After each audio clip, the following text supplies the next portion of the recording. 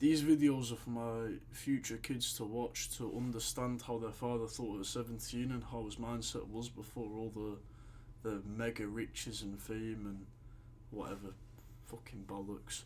I'm not asked what happens, to be honest, but I know that I'm going to be successful either way. If it helps anybody, then it helps someone. That's why they're going on YouTube as well. I also think that this shows more of an authentic side to me, where these videos are completely unscripted and there's nothing really to them other than my thoughts and I guess what you can call wisdom, because I've lived a lot of life for 17, right? I just wanted to talk about the fact that you have to break yourself down to build yourself back up, right? With everything in life, if you really want to get better, you have to reanalyze, break yourself down, and then build it back up. For example, I am bulking right now, so I'm currently eating more calories than I'm expending in order to gain more of a mass, right? Which also means I'm also putting on more body fat than I did when I was shredded. Which means I arguably look a little bit worse than when I did when I was leaner, since my muscles were more defined, my face was more defined. However, I understand that in order to get better in the future, I must sacrifice a phase of my life now in order to do that. And that goes with everything. For example, growing out a beard. I know this sounds stupid, but you have a growing phase where you look like a homeless tramp for a bit, but then after it pays off because now you look like a stud. Yeah. Fighting, for example, you have to drop the ego, get in a fighting gym and fight, and you're gonna be shit. You're gonna get beat up.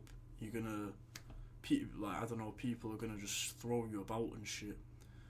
But in the future you will be a lot better than if you never started.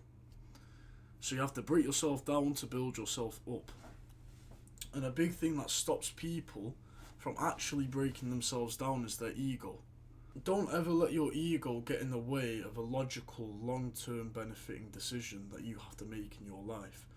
You will always have a phase of shit. Like, I'm going to label it as shit, right? You're always going to have a phase of shit.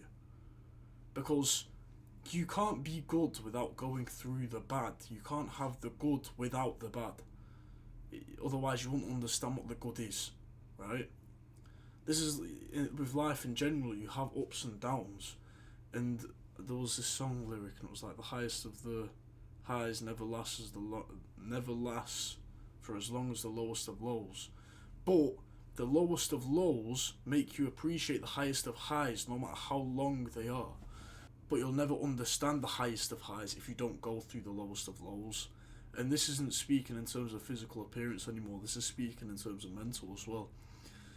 For example, when I was 16, I dropped out of college and I got a door-to-door sales job where I went round selling a free government grant to people all around the UK, Nottingham, Manchester, Sheffield, Burnley, like everywhere up north, Liverpool, St Helens. I've been in crack yards, I've been in fucking mansions to do this shit. But I went through the lowest of the lows with that job, but it made me appreciate the highest of the highs, and it made me work 10 times harder, because I understood that nobody really wants to be out in the cold, in the freezing rain and wind and shit weather conditions, knocking on doors to get people to tell you to fuck off. But then when I left, for example, or when I made a sale, that was the highest of highs. That was like, yeah, fucking hell, that's great.